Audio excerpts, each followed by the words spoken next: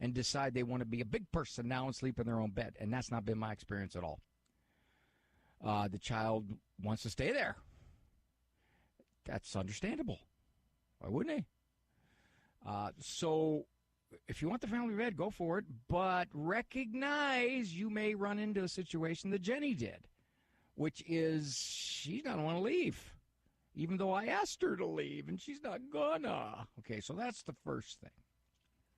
The little girl said, I'm scared. Well, what percentage is fear? What percentage is resistance? That's always the question for parents. Kids will say this, I'm scared, Mommy. Maybe they are, but maybe they're not. Or even if they are, the way to conquer the fear is to realize there's nothing there to be afraid of. Now, adults who have phobias don't want to confront those phobias, but little kids can be made the phobias, and then they find out, oh, whoa, I don't have to be scared. The light's on. I got my Superman stuffed animal. I got my guardian angel statue. Things are fine. Now, the little girl didn't fight. She really didn't. Mom said, here's what we're going to do. And the next day, I'm simply going to say, no, you didn't stay in your bed last night, so you don't get your favorite cup. Or no, you didn't stay in your bed last night, so you do not have your stuffed doggy. That's all. That's all I took. For a 3.5-year-old, that's all it took. Now, the first night she came out, you totally expect that. She doesn't believe Mom's going to follow through. She has to experience it. The older kids sometimes, if you tell them what you're going to do, they will not challenge it. They're older. They realize, oh, sounds like she means it. But the little kids, no, they got to see this. Because that's not been the way we've operated the last year and a half. So she came out. Okay. Mom let her into the bed, which is what I would advise her. Sure, let her into the bed because you want to teach her the lesson. I told you, honey, if you do this, if you don't stay in your own bed, here's what's going to happen tomorrow.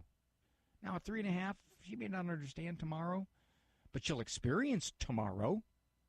That's all. And it's interesting how quickly this little girl acquiesced.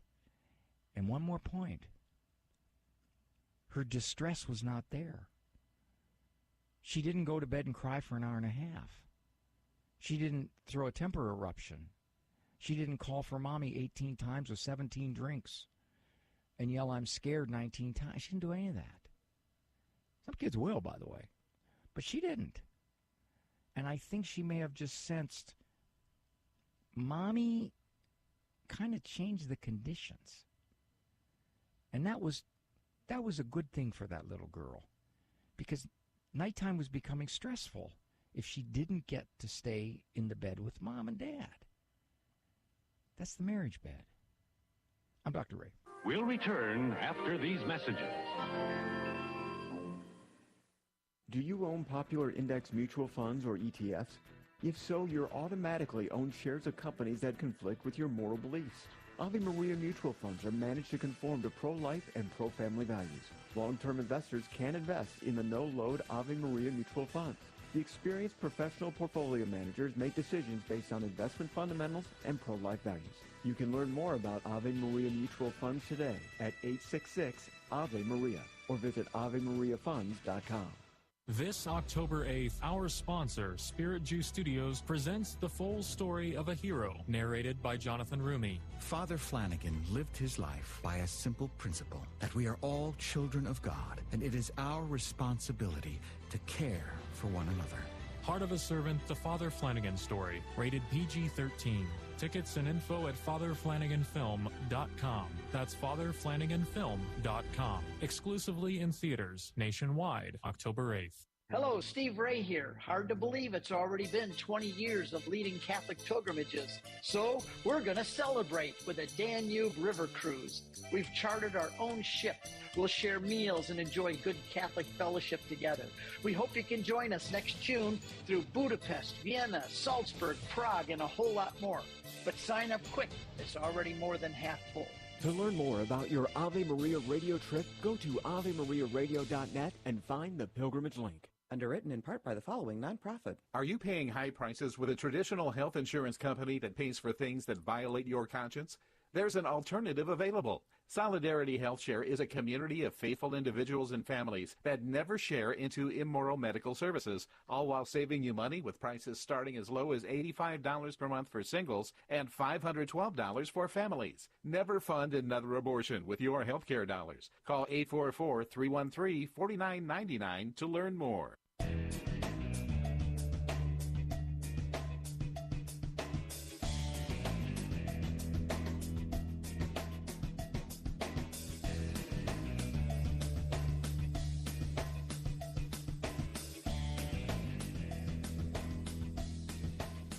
Thank you so much for joining me here on The Doctor Is In. No more time to take another call. So, let's see what we got from Clives Staples Lewis. This comes from Letters to an American Lady. This is a 1961.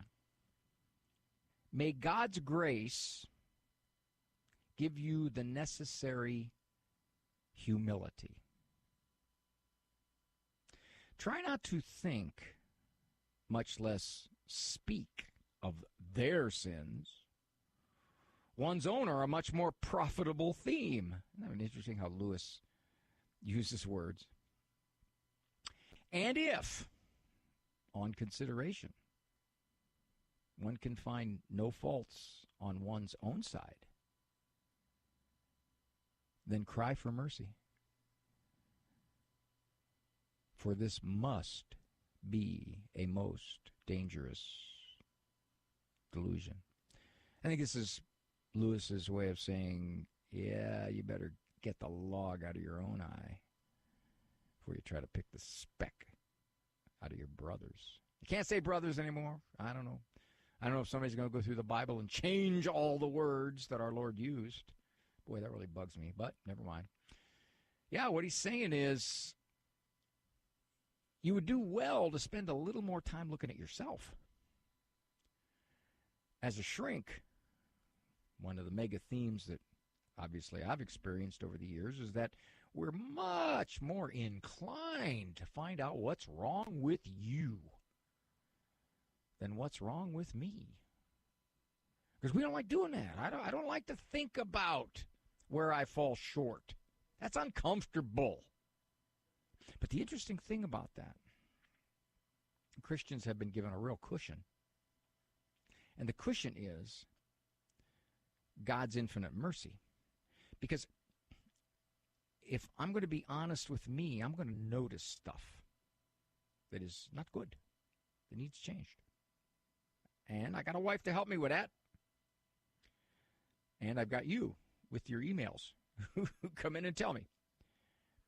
And so, if I do my best to try to understand and say something, like my wife said to me yesterday, she said something interesting. She said, don't get upset, Ray, but I noticed something you did. And she told me.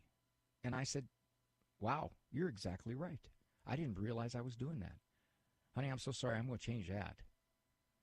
It was a small thing, but nevertheless, it was legit. Or even if I wasn't aware I did it, I could have said, well, I wasn't even aware I did that. Well, I wasn't aware, but she observed it, and she's a generally better observer of me than I am. So given that, the more you focus on you, the less you're going to focus on somebody else's negatives. And that's good, because that's a good way to get closer to our Lord and be a better disciple. Thanks for joining me. Thanks, Andrew Kruchek, for all you do there. Thanks, Ave Maria, EWTN. Walk with God. You'll see yourself a lot better. For information on Dr. Ray's presentations, books, and CDs, visit drray.com and follow him on Facebook and Instagram.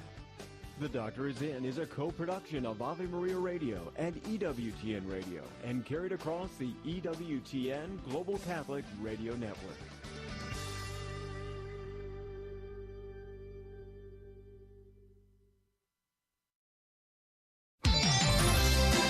Your connection to our treasured Catholic faith all day, every day.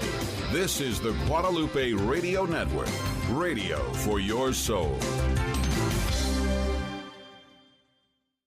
Celebrate the culture of life at the bilingual Respect Life Mass with Bishop Edward J. Burns and Auxiliary Bishop Greg Kelly. The bilingual Respect Life Mass will be held on Saturday, October 12th at 5 p.m. at St. Anne Catholic Church in Capel. A ministry fair and reception with light refreshments will follow the Mass. Visit with Culture of Life organizations and pro-life apostolates. Learn the wonderful ways they say yes to life. For more information, visit prolifedallas.org. Are you paying high prices with a traditional health insurance company and want to explore options that align with your faith and values? There is an alternative available. Solidarity Health Share is a community of faithful Catholics that never fund immoral medical services, such as abortion and transgender surgeries. Prices start as low as $85 per month for a single and $512 for families. Call 844-719-2356 today or go to joinshs.com, a sponsor of the GRN. Would you like to keep up to date on all the exciting news, events, and information related to KATH 910 AM and the Guadalupe Radio Network? Like our quarterly share-a-thons, opportunities to volunteer, and special events like the car raffle, Spirit World Live, and the Summer Speaker Series events next year?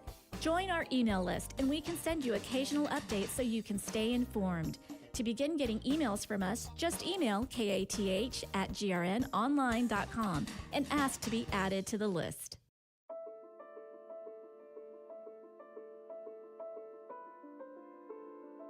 Join us in praying a memorare for families experiencing separation. May they find the inspiration for communication and the appeasement required for forgiveness.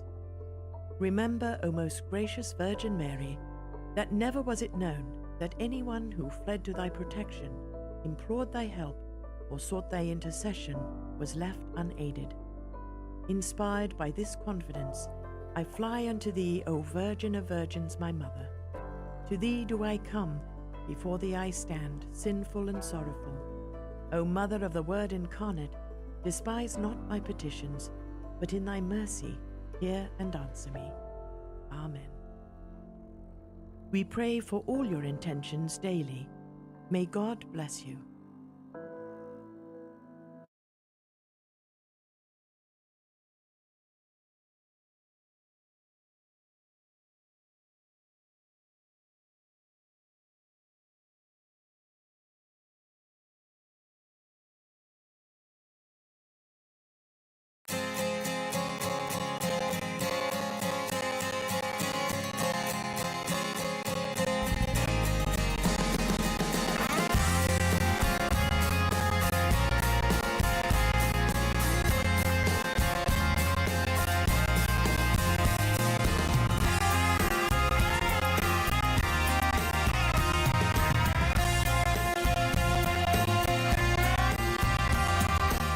Welcome to Back to the Father, a show about the journey of life focused on our final end, which is God Himself, our loving Father.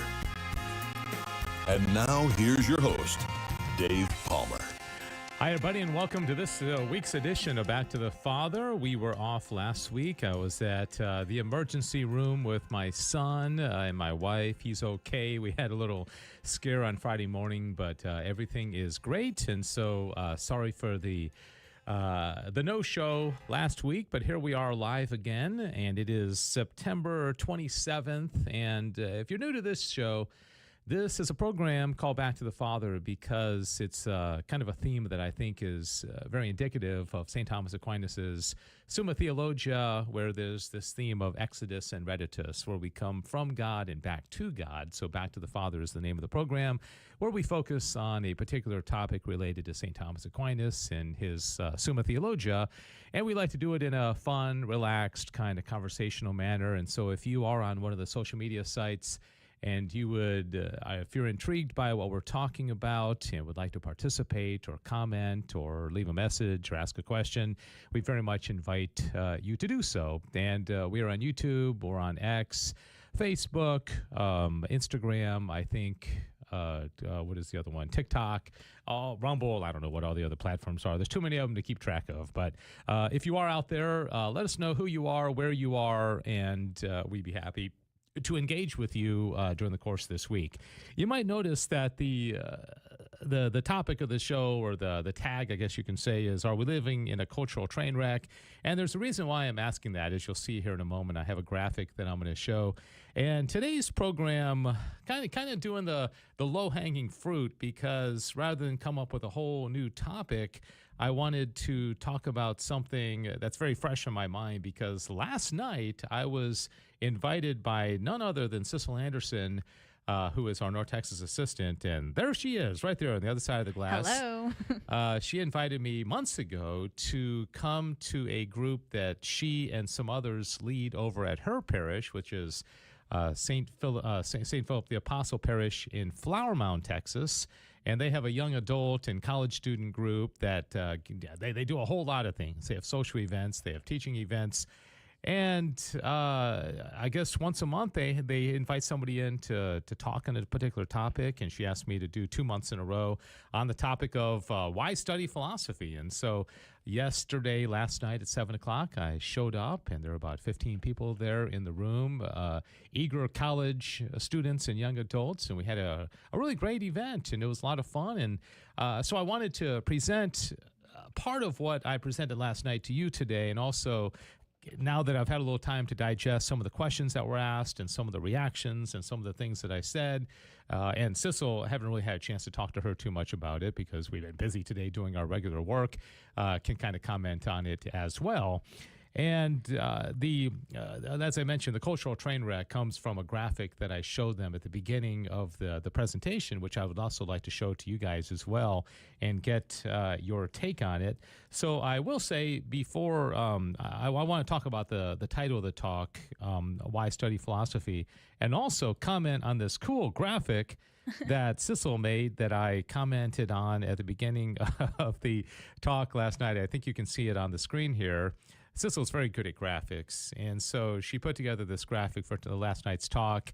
And I said last night, and I say now, it's really cool. I don't quite know what's going on in this graphic. There's like somebody has like ripped a wall apart, and there's some kind of menacing looking guy looking through, and I don't know what that has to do with philosophy, but nor do I'm gonna be honest. Yeah, and you thought it might be Aristotle. I thought it might be Aristotle. It was my thought when I was finding. I'm using like Canva and looking at the graphics, and it's hard because you type in philosophy for inspiration on Canva, and nothing amazing really comes up all the time. Yeah. And so you have to get a little creative, and more of it was gearing towards art history than philosophy. So I had to work a little bit to find, and I thought, well, philosophy is all about going deeper. So that's kind of maybe the ripping off sort of thing, is that you're like revealing more that can't be seen, I guess. Okay. Maybe Well, kind of behind the veil. Yeah, behind right? the veil, exactly. Yeah, typically when you just type in philosophy or something like that and you get some images, you're going to, they're always going to kind of revert back to Socrates, Plato, Aristotle, and so you're right. Probably it's one of these, although that they aren't typically depicted looking like this. In fact, just looking at the face, the first person that came to my mind when I saw it was actually Arthur Schopenhauer, who's a German philosopher that we've spoken about before in this show. But I don't know who it is, but it's an intriguing graphic nonetheless. And this is the one that Cecil used last night and in advance of the talk last night to promote it. And she had a cool little icebreaker, which I was not aware of until I got there, which was kind of fun. And she didn't really explain it at the beginning. She just kind of threw it up there. She had a picture of 3 different snakes, all of which I think were venomous snakes, by the way. And so you kind of move.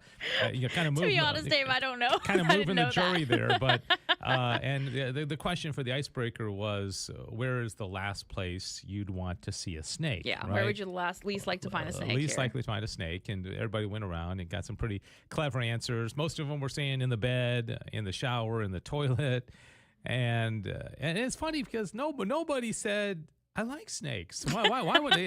It's kind of like, where's the last place you'd want to find a dog? I mean, people would say, well, I like dogs. I mean, or the last place you'd want to find a flower. I mean, I still wouldn't want to find a dog in a toilet, though, to be fair. There are places I wouldn't want to find a dog. I'm just saying, it's okay. I don't want to find a lot lot of things in the shower, to be honest with you, or the toilet. Just my shampoo, thank you. So when finally when it got to me, I had to be the rebel. I had to say, there are very few places I wouldn't want to see a snake because I like snakes. And So I just defaulted to, I don't want to see one in my food. Okay.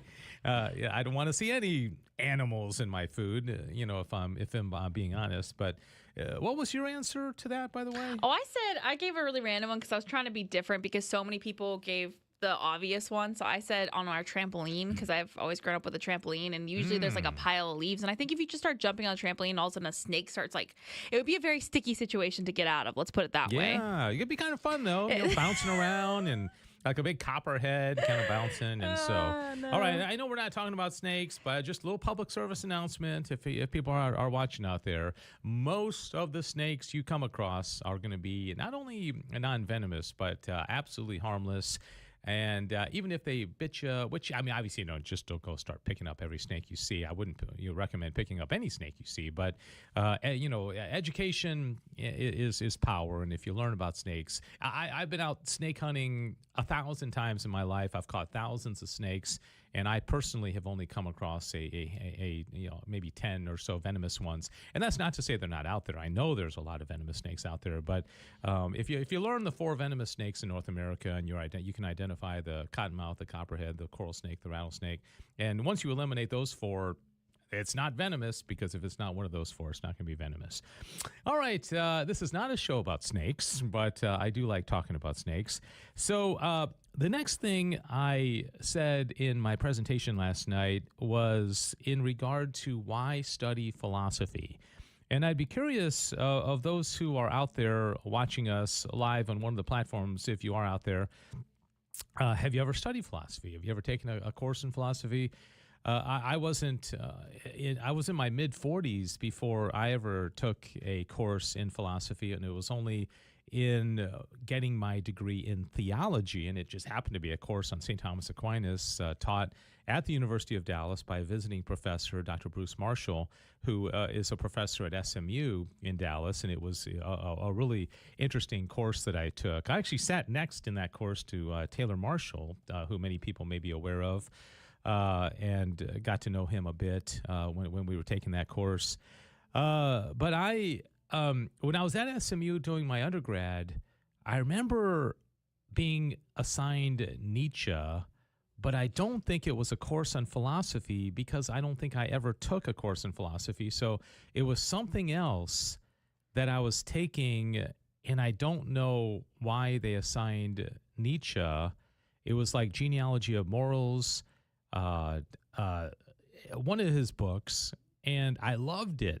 And, being this 20-year-old red-blooded young person, I was very much attracted to Nietzsche, and he's a very attractive figure if you are young and full of life, and it can also be very dangerous. In fact, I don't know if you saw this, Sissel. Elon Musk was interviewed recently, and when he was younger, I guess probably growing up in South Africa, where he's from, got very much into philosophy, and he was very much into the German philosophers like Schopenhauer. Yeah, and he made the point. He said you got to be careful what you expose yourself to, especially when you're young, because he said he got very much influenced by some of these very pessimistic German, kind of existentialist philosophers like Nietzsche and Schopenhauer and, people like that. So you got to be careful. And but anyways, so getting back to why study philosophy,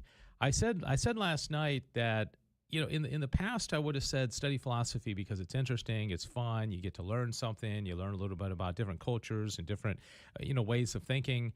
But lately I've come to the conclusion that more so, the reason to study philosophy is because I think we have to. I think if we don't study philosophy, like they say, if you don't know the past, you're going to be liable to repeat it. And if you look at things like the French Revolution, the Marxist revolutions in across the world that are still going on, like in Russia and China and Cuba, these all have philosophical roots. In fact, I had a conversation with one of the female young ladies that was there last night, and she very much was into history, and she was into studying Marxism and different flashpoints in history. And what I said to her, and I think I mentioned this during the presentation as well, is that you can't understand Marx if you don't understand the philosophers who preceded him.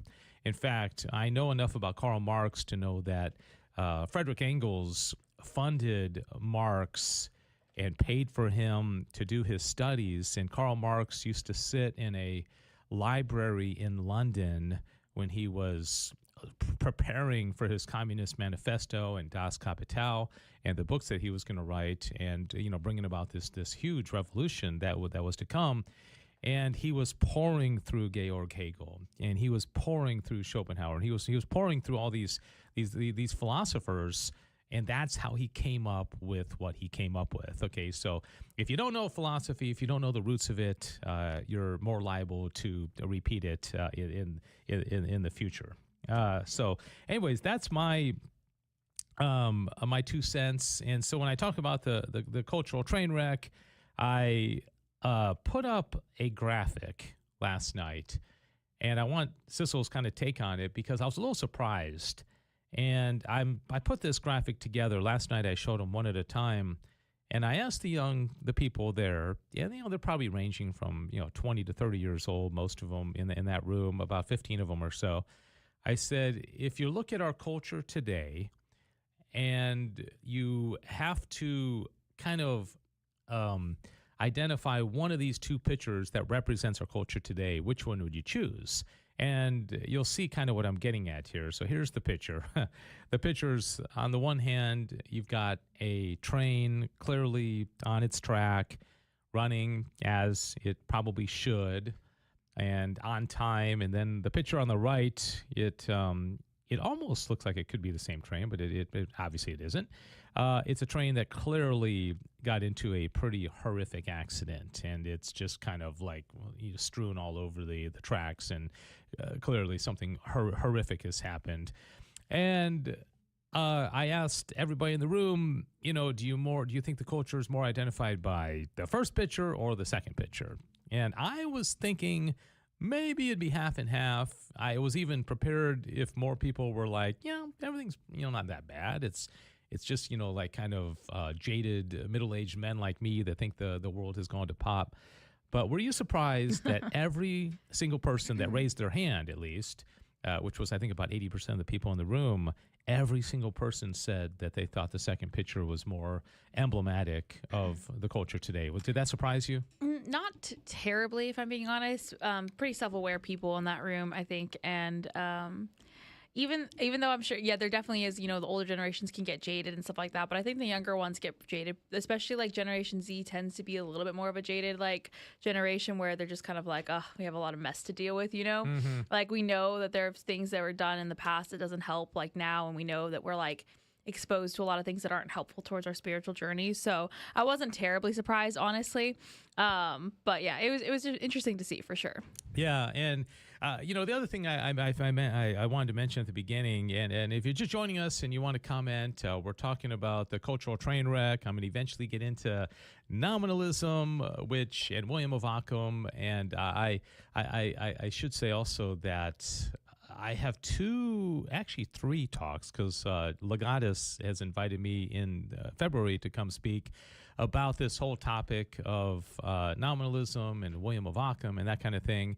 The two talks that I have that are scheduled for early November, one of them is with a group called the Dallas Philosophical Society. And I know the president of that group pretty well, and he's a friend.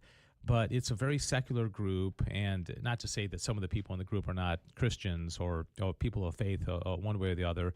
But, to be a philosopher, you don't have to be a Christian, obviously. I think it helps a lot to be a Christian if you're a philosopher. But so it's going to be a very mixed group that I'll be speaking to about this topic of nominalism and William of Ockham, and how I think that if you want to trace back the beginning of where, as I call it, the big turn, things kind of started, the train started to wobble, and the train started to go off the tracks. And now here we are today, where we don't even know the definition. Well, I mean, a lot of the culture doesn't agree to it, know the definition of a woman, or is it a baby in the womb, and what is marriage, and everything is up for grabs. But if you look at the history of philosophy, it's very clear to see how this downward spiral happened. Okay, so with everything, it's almost like in a marriage. And thanks be to God, I've got a great marriage. Of course, no marriage is perfect, but my wife and I have a good marriage. But if a marriage goes really bad, you can sometimes trace it back and say, when did it all start to crumble? And be like, when was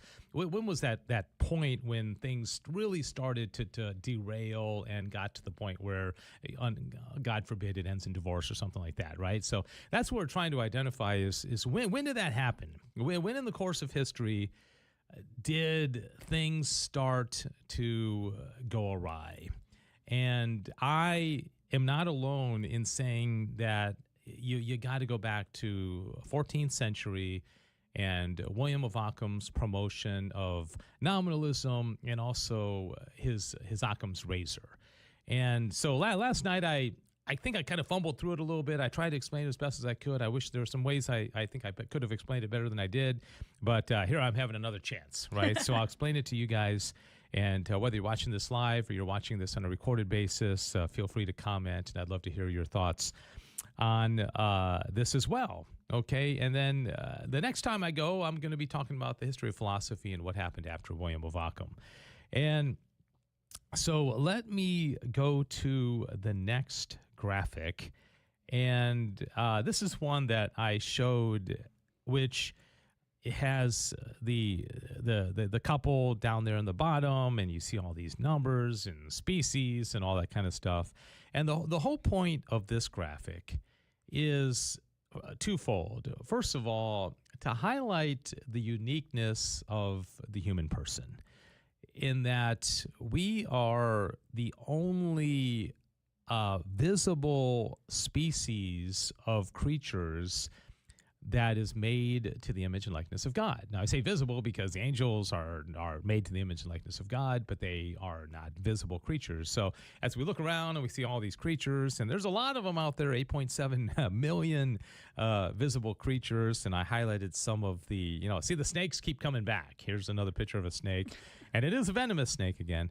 3,000 species of snakes, 10,000 birds, 32,000 fish, 900,000 insects. And we got kind of a little reception from one of those 900,000 species of insects as we were leaving last night, because as we were walking up to our cars, there was like crickets everywhere. It was so interesting.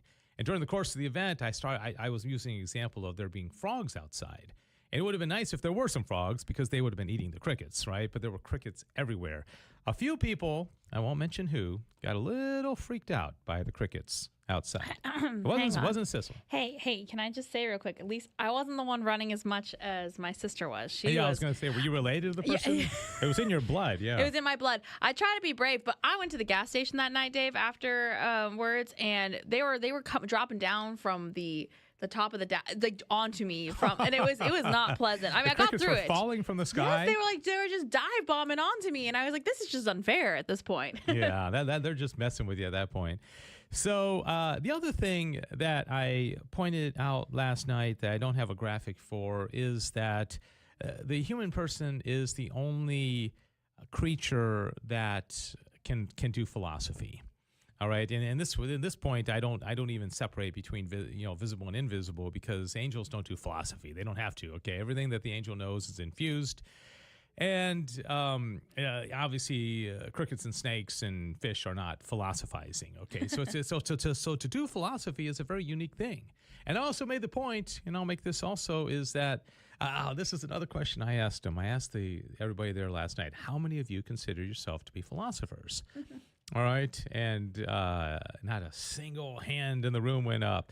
Even the guy in the back, who I found out later on was a pretty bright philosopher in his own right. I will say, I don't think he was there when you asked that question. I think he might have been the only one who may have raised his hand. He may have. I'll ask him. In late. I will ask him later. I think you're right. I'll ask him just out of the blue and just be like, are you a philosopher, and see what he does, and I'll report back. Yeah, and there was, I mentioned the one young lady who I think was very intrigued by it, and she came up and talked to me afterwards, and she didn't raise her hand either, but she probably at that point didn't consider herself a philosopher. But I made the point, and it's absolutely true, that we're all philosophers. Yeah, every single one of you. If you have reason, if you have ever looked out at the world and tried to figure things out, and you've ever asked questions about the world, or maybe asked, what is my purpose in life, or how am I to act? Ethics is a branch of philosophy. And how many? Is there anybody out there that hasn't considered, like, how should I treat other people? What is my responsibility to my fellow man? I mean, that's a philosophical question that we ask ourselves. What is my end? Where am I going? What's my purpose? I mean, if you haven't asked those kind of questions, then you really haven't. You might be 2 years old and you haven't gotten to the point where you can ask those kind of questions. So everybody is a philosopher, and it's not so much whether you are a philosopher or not. It's what is your philosophy, and also who has influenced your philosophy. Because I tend to think that most people. Well, all people have a philosophy, but they can't always trace it back to where they got it. All right. The way you see the world came from somebody else, either from your parents or some friends or some influence or books that you've read, YouTube videos you've watched, things you've seen on TikTok or something like that, So that's very important to understand it all. So nobody can use the out that they are not a philosopher. I'm sorry for that. Okay. Oh man. Yeah, right.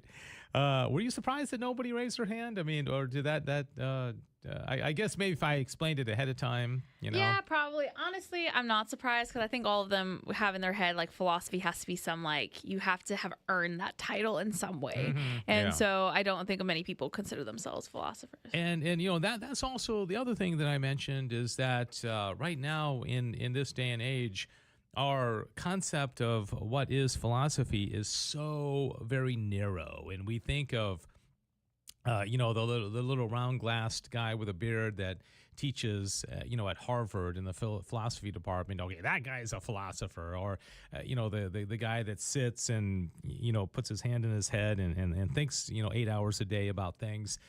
But that's not the case. And I use the example also of the fact that when somebody gets a advanced degree at any university, a PhD, whether it be a PhD in English or biology or physics or, what have you, that PhD stands for doctorate in philosophy. And so it used to be in the old days that, every degree that one got, when they get that advanced degree, it was a philosophy degree, because philosophy had to do with everything that the human mind can come to know, and it was extremely broad. So I'd like to go on a one-man mission to bring that back, and just to make people realize we're all philosophers, and also to encourage people to study the history of thought, all right? And so that's what we're going to kind of do a little bit today as well. All right, so the next graphic shows this guy somehow levitating in above the ground, and I love this picture because it's very much an image that represents, who we are as human persons. We are the most complicated of all creatures, because you ever have somebody say that, like, remember the old cars that have, like, the roll-up windows? Oh, yeah. And you turn the key to start them, and I still turn a key to start my car, just FYI. No, wait. Does your car have a turn? Oh, so I have a close to a base model of that car, though, and it's a manual, and it has nothing fancy. And I mean, it has certain things that are very fancy, but there are some very basic things that most cars have updated, but I still have a physical key. Yeah, okay. And I like that, actually. Well, actually, come to think of it, my Kia doesn't, but our other cars do. We have another Kia that does use a key, and our van does. 2 of our 3 cars do. But, sometimes people will say, I don't like all these advancements because it's more things that can break, right? If I have power windows and power steering and power brakes and power this and, all these different, air conditioning and heating and, it really is. It's more things that can break. And I would say the same thing about the human person. Like you take an angel. There's only a couple things that can break with an angel: intellect and will. I mean, that's all they've got. And that's the entirety of an angel is intellect and will. There's no other part of their being. And then you take a dog, a little bit more complicated.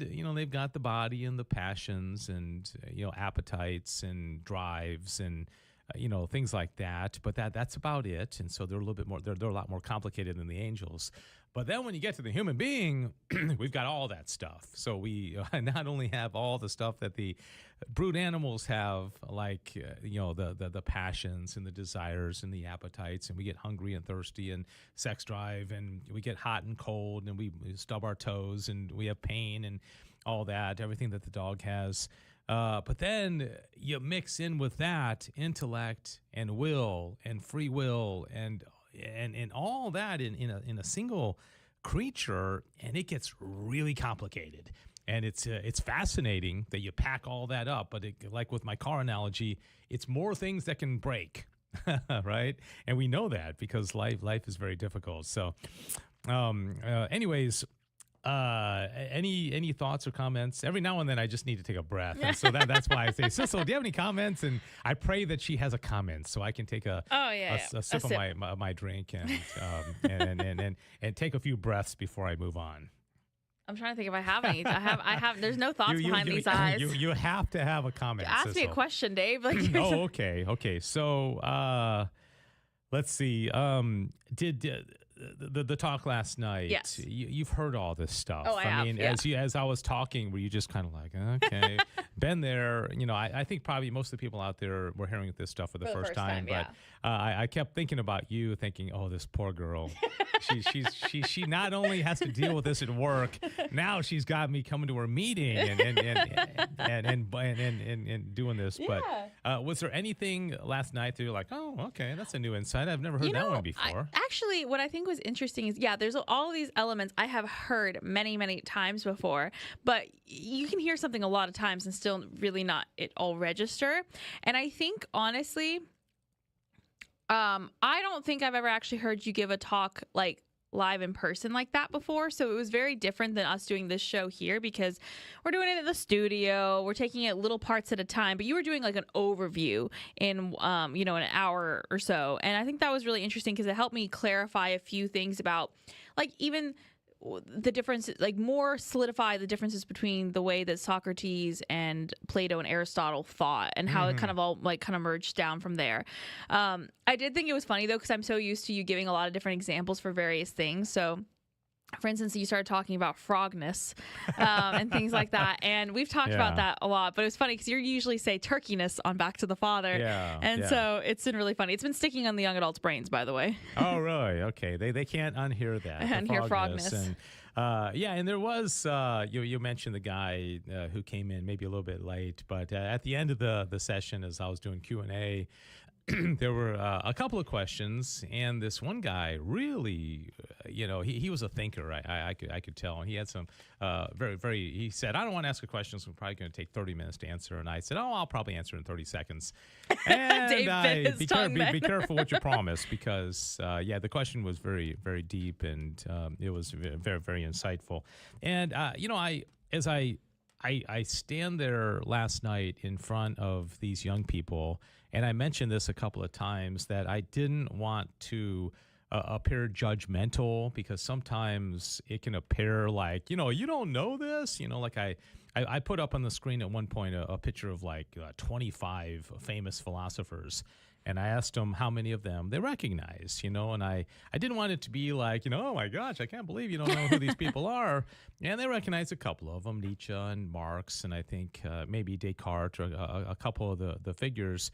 But there is one aspect, I didn't mention this last night, that I would like to get a little bit judgmental about, is that I think in our culture today, we are in a kind of swiping culture where, and I do this every now and then, but as soon as I catch myself doing it, I stop. Is, like swipe, swipe, swipe, swipe, like on TikTok or Facebook, and it's so brainless. Yep. And it's so doom scrolling, I think is what the term is. Yeah, doom scrolling. That's a great way to put it. And it's so interesting because it's just like one image and then the next. And of course, the people behind this know exactly how to keep you hooked. But I'm afraid that we've kind of become a doom scrolling people where everything is very surface level, everything is very superficial. We're not really getting to the depth of anything. And here we are, to get to the point of this whole video, is that we've got this train wreck of a culture, and very few people are willing to dig beneath the surface and say, how in the world did we get to where we are right now? And let's do the hard work. And as I mentioned before, I no longer say, study philosophy because it's fun. I say study philosophy because we have to. And, you don't go to the gym and do a workout because it's fun. You do it because you want to have a healthy body. And so do the hard work and do the study, or at least, go to the people who can help you learn it, or watch YouTube videos or shows like this and find out what the heck's going on. And so there's two different angles to it. There's the theological, and then there's a philosophical. And of course, through God's grace, he can do anything he wants. We've got to pray. We've got to figure out what the cultural mess is that we're in, and sacrifice, pray, rosaries, mass, all these kind of things. That's on the supernatural level. But on the natural level, we have to realize that the reason, the intellect, the will can get darkened, and it can be influenced by bad philosophers, as our friend Leo XIII said. And so the next slide is about the restoration of Christian philosophy according to the mind of St. Thomas Aquinas, Aeterni Patris. And I've talked about this a lot on this show. And so if you're just watching this for the first time, this is the same Pope that gave us the St. Michael the Archangel prayer, the same Pope, as I mentioned last night, that Therese of Lisieux, ran up to and said, I want to enter Carmel. I'm only 15. They won't let me in. And Leo XIII was like, go back to your bishop and talk to him. So next. But yeah, so he's an awesome Pope. But what he saw, as you can see from this next graphic, is that he looked out at the landscape of what was going on in 1879, and he said, already, this is like, 150 years ago, so already he was seeing that the train was more than wobbling, but it was already, a couple of the wheels were already off the track. And he's trying to find a solution to this. And so he says, if anyone look carefully at the bitterness of our times, and he consider earnestly the cause of these things, the cause he will find to consist in this: evil teaching about human and divine has come forth from the school of philosophers. And it was interesting because I put this up on the screen last night, and I, blocked out the last line, and I asked everybody, what do they think he blamed for the evils of his times? And, one young lady said original sin, the devil, which I think were great guesses. And I think one person said humanity, human nature, human nature, or something like that. And I said, you're close.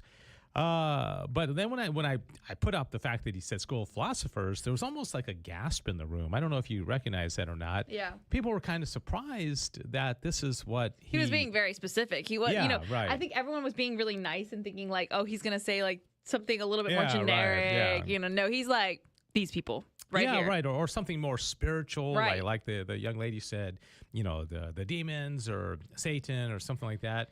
But he said it's the school of philosophers. And so the whole point of the encyclical is to encourage people to get back to St. Thomas Aquinas. And it's a really good encyclical. In fact, if you have a spare hour or 45 minutes to sit down and read this, I'd certainly recommend you do that. I often either assign it to my high school students, or I ask them to read it for extra credit because it is a very good read. And he goes through the kind of the history of the church and the errors that it's fallen into, and it's very interesting. But he doesn't name any philosophers, which I find interesting, and I don't know why he chose to do that or to not do that. He never mentions, and think of the people that he could have mentioned. In 1879, there's all kinds of them. He could have mentioned William of Ockham. He could have mentioned Descartes or Hume or Kant or Nietzsche or Karl Marx. I wonder if he was trying not to like pin it on one particular person as so much as like just several, say like it's all because of, Yeah, right. this one guy. Yeah, but he gave kind of a history of, of thought.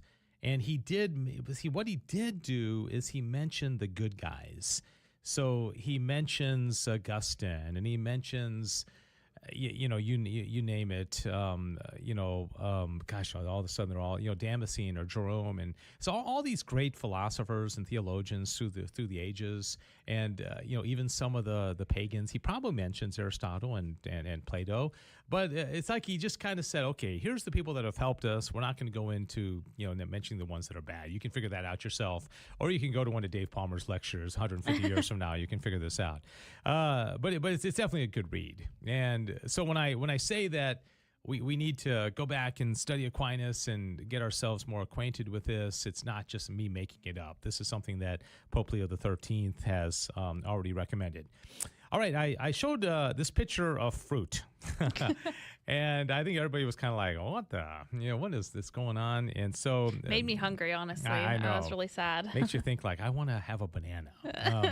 And so I only put this up there because when we get to nominalism, it's going to have to do with the difference between particulars and universals. And oftentimes when I start to talk about this stuff, and I was listening to a lecture by a professor named Dr. John Cuddleback, and he's a professor at Christendom College, and he gave a talk, I don't know, a number of years ago at the Institute for Catholic Culture. Remember, that place in Washington, D.C.? And he starts his talk, and it was the topic was nominalism. And he looks out at the crowd, and he said, how bored would you need to be to come to a talk on nominalism? And I thought that was so funny. And he said the word must have gotten out that there was free lasagna tonight.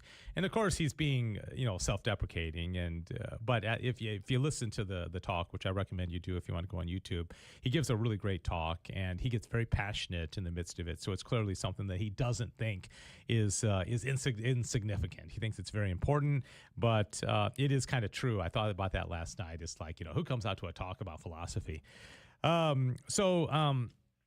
But he, Dr. John Cuddleback makes the point of, our whole world is based on particulars. Okay, so we only see particular things. I see Cecil over there.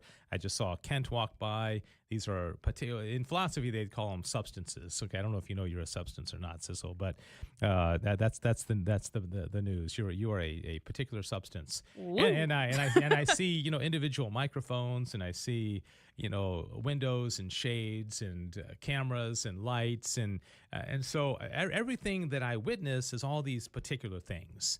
But then we also know that we group things in our minds. When we walked out last night and we saw all these crickets, and there were a lot of crickets on the ground. It doesn't take a genius to say there's something in common of all these little black, inch-long things jumping around. There's something in common about them. Even though there's one there, there's one there, there's one there. And so what our mind does is we tend to group things together and say there's something that all these have in common, and that's what we would call a concept or a universal.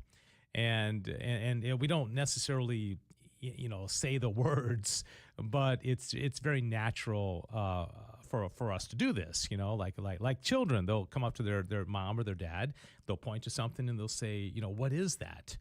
And the parent would be kind of foolish to say, well, honey, it's that, you see it right there. It's that. No, that's not what they're asking. They're saying, basically, in essence, they're saying, what's the category? What's the category of this thing that I'm looking at? And the parent would say, oh, that's a cat, or that's, a dog, or that's, whatever. Yeah, that's a chair. And so the child is naturally saying, how do I categorize this thing? What is it? What's the name that we give to it? So anyway, that's why I put a picture of a fruit up there, in case you're wondering why there's a picture of fruit up there.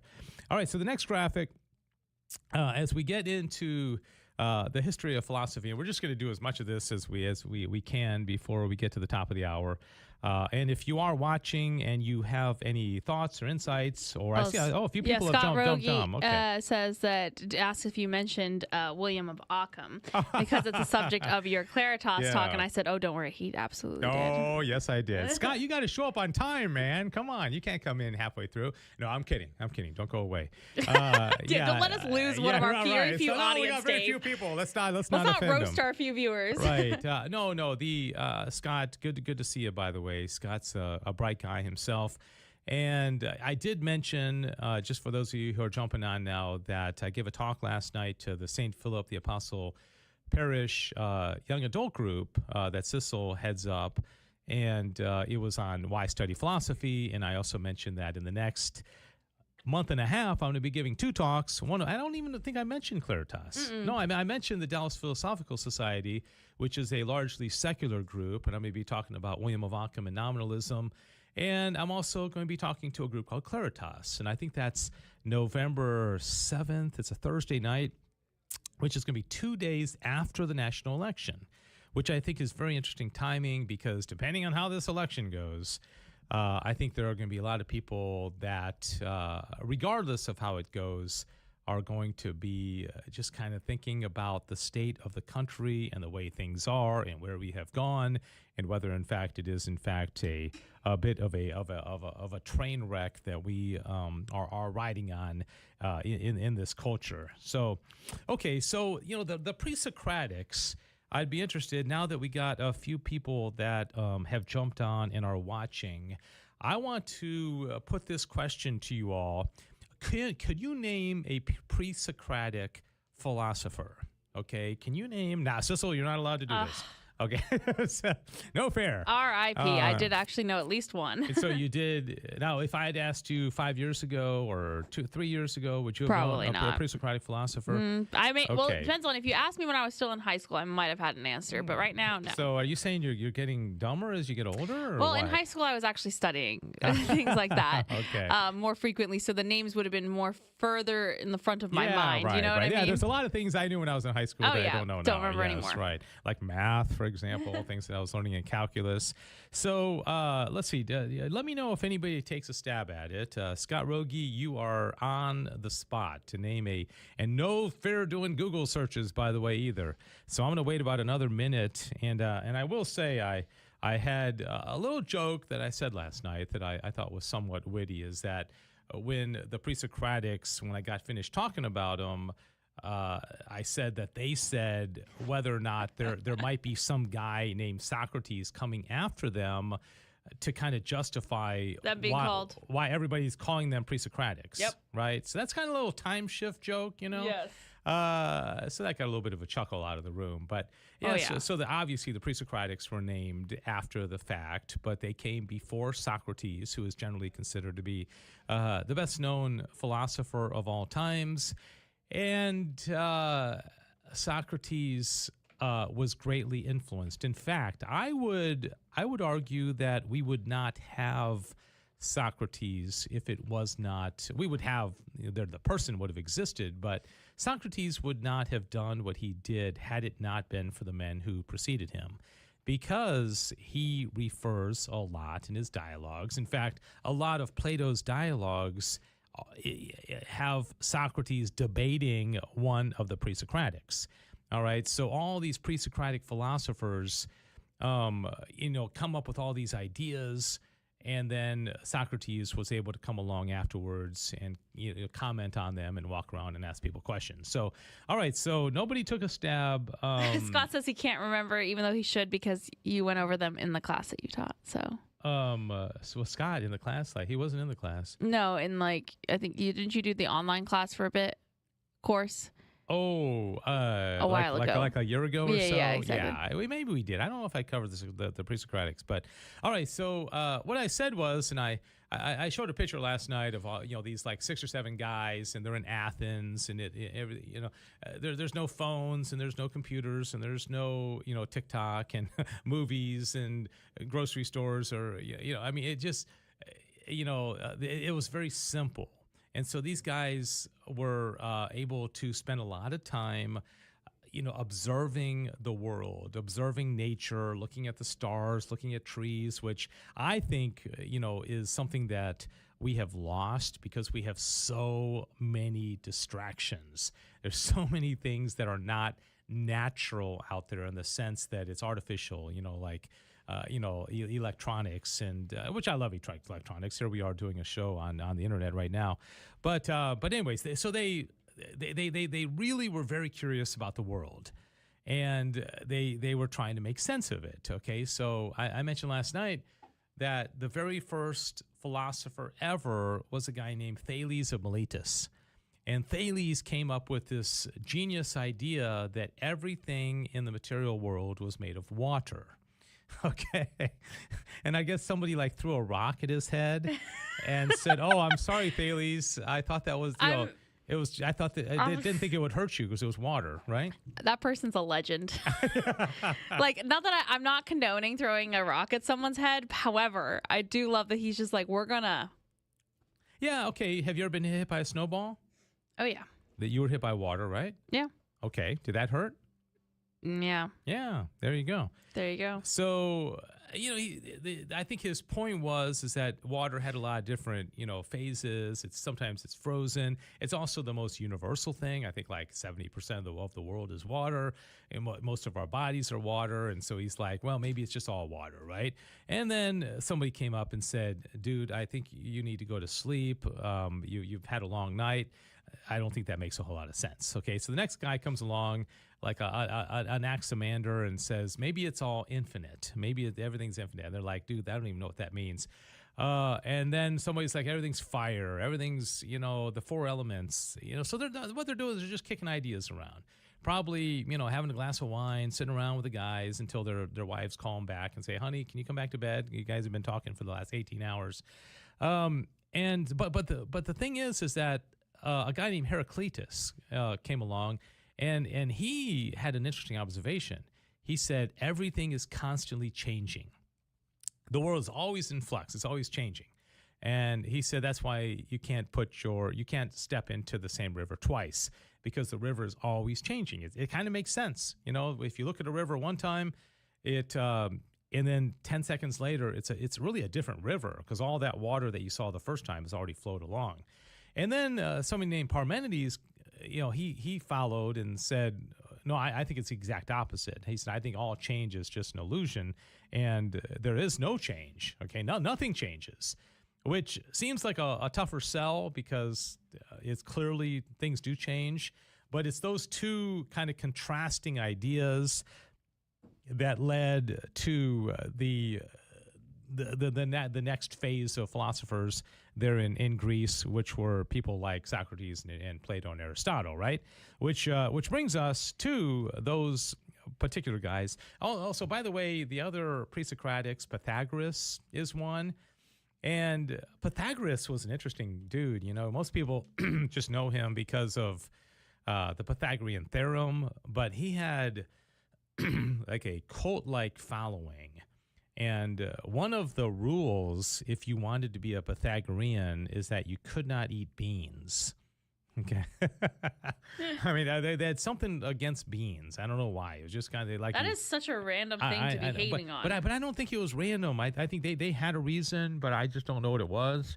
Maybe they try to tell everyone they had a reason, but in reality they didn't. Maybe, and they just want to make it seem deeper than it is. Yeah, they just thought maybe people be talking about this for thousands of years because it's so wondering wacky. Why. But they had a lot of wacky ideas. But Pythagoras believed that everything was number.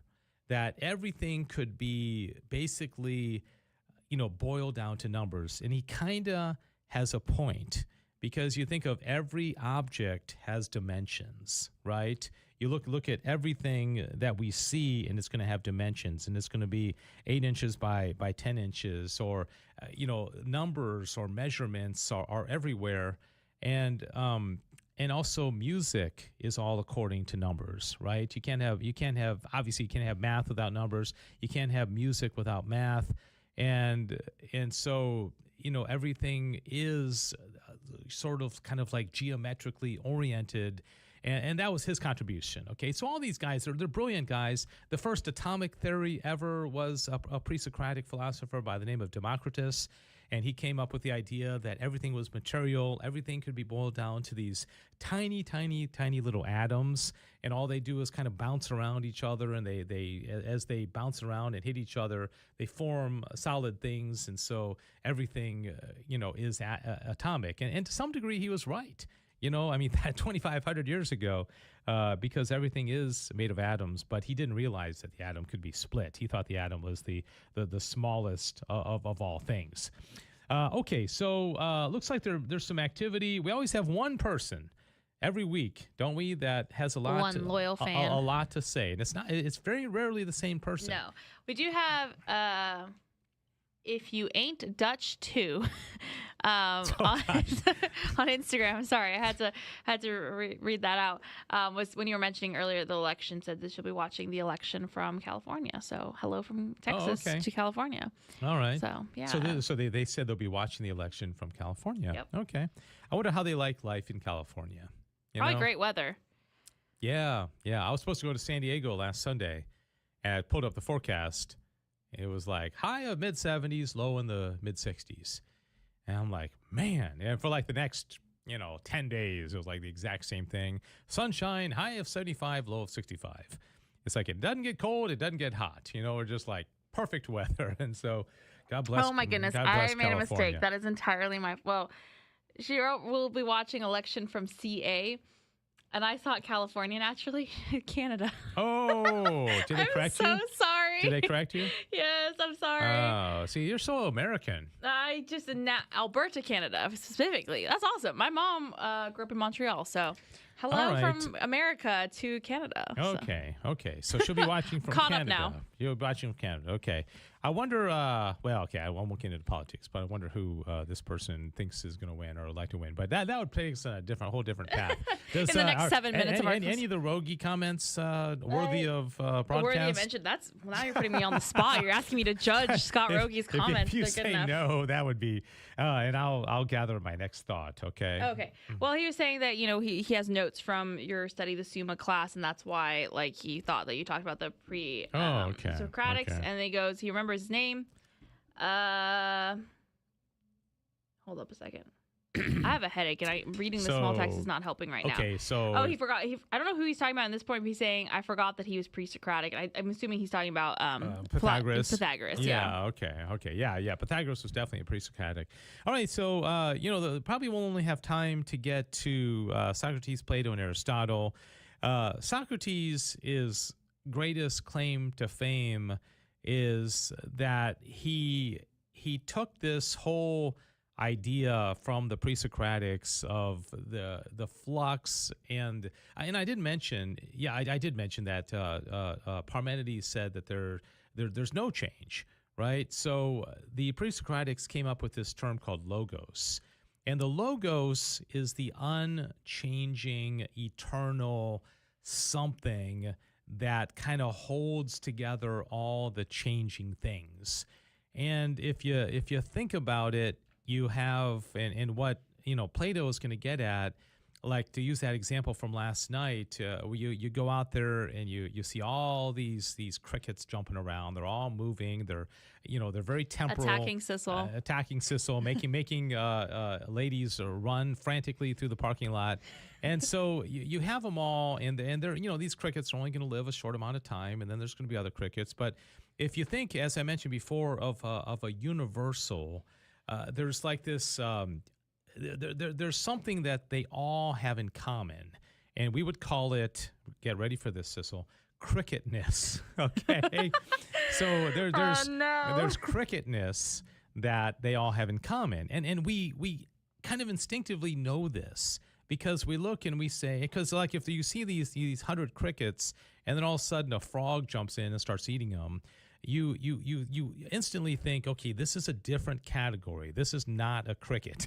This is the guy that's eating the crickets, okay? So this is a frog, and that's a cricket, and that's a cricket. So our minds naturally kind of divide things up, and and separate things into categories. In fact, it was Aristotle that came up. In fact, he has a book called Categories that have the different categories of things, which had kind of something different. But he came up with the genus, the species of all these different animals. So the point is, if you go back to kind of the logos idea of the Pre-Socratics, there's something that is unchanging. So if I say the word frog, you in your mind are thinking of a concept, and you might be thinking of an individual frog, but you might be thinking of more of a universal frogness, kind of like all the different frogs you've seen your entire life. They come together in this one form. I showed a graphic last night of these 3 circles, and a couple of them were kind of like a 3-year-old drew them? Yeah, like a 3-year-old drew them, and then one of them was what you might call a perfect circle. And I asked everybody, which of these do you think is the best circle? And I didn't ask show me which one you think, because it's pretty obvious, right? But the fact that 100% of the people in the room, if they're being honest, would point to the same one means that there is some ideal circle that all circles should aspire to. Okay, so if you're a little circle out there listening, okay, there. Yeah, see, but this is the point: is that. Well, okay, I'm gonna. Okay. David, can I just say that I think we could make an entire clip, a short video, all about Back to the Father out of context. You being like, if you little circles are out there listening, or cricketness and things like that. You want to be a good circle, you better, because see, and the point I made last night, I know we're running out of time because we got to finish this at 2:00, is that the very fact that there's such a thing as a bad circle. Like Cecil said, that a child tries to draw a circle and it's all jagged, right? A circle by definition doesn't have jagged lines. It's got to be straight lines, right? And where every point is equidistant from the center, right? That's the definition of a circle. So there is some perfection of a circle. And that would mean that would lend into Plato's realm of forms, saying that there is some perfect frog or some perfect cricket or some perfect idea of a human being. All right, so that lends itself also to the idea that there is some telos or end or something to which all these things are kind of directed towards. So things are when they're created, there is an ideal to which they are going towards. And that's what, as we are not going to have much of a time to talk about nominalism, which was supposed to be the topic of the whole show. Nominalism part 2 next week. Yeah, nominalism would say, rather than there being universals, there are only particulars. Okay, so you've got a cricket and a cricket and a cricket and a cricket and a cricket.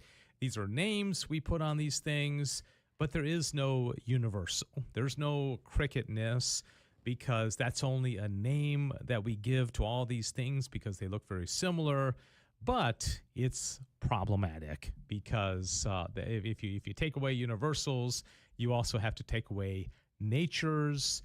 And if you do that, you're going to have to also take away the incarnation, because Jesus Christ had 2 natures, divine and human. It's really, really sets you down a very bad road if you take away universals. So that is going to do it. I appreciate very much the participation. Thank you to that wonderful person out in California/Canada. At least those two touch each other. California and Canada. So you were California and Canada touch each other? Of course they do. Oh wait! Oh no, they don't. I was like, wait a second. Oh, what am I thinking? It's been a long hour. I was okay? gonna say, no. You're right. Because you got Oregon, you got Washington. Okay. I was sitting here going, wait, do I forget what a map looks like? They don't. They don't touch each other. Okay. Well, so I wasn't that close. Can you edit that out of the final show? Yeah, no one heard that. It's all good. Yeah, we're gonna edit that out of the final show. Yep. I never even said that. Okay. It's been a long hour of talking about philosophy. Our friend non-stop. from Canada does say we should probably get some coffee, which I 100% support and agree. What I said was Washington State touches Canada. That's what he okay? said. If you say I said anything other than that, you're nothing but a Dave liar. is a philosopher, not a geographer. Okay, so all right, and as we look for the highlight clips for this, I think it's when I said, all you little circles out there, okay, you become good circles. All right, thanks for watching. God bless you. This has been Back to the Father, and probably continue on Nominalism next week on the program. Have a great weekend. God bless you. Thanks for joining us for Back to the Father. And don't forget, the glory of God is the human person fully alive. If you have comments about the show, email Dave Palmer at grnonline.com.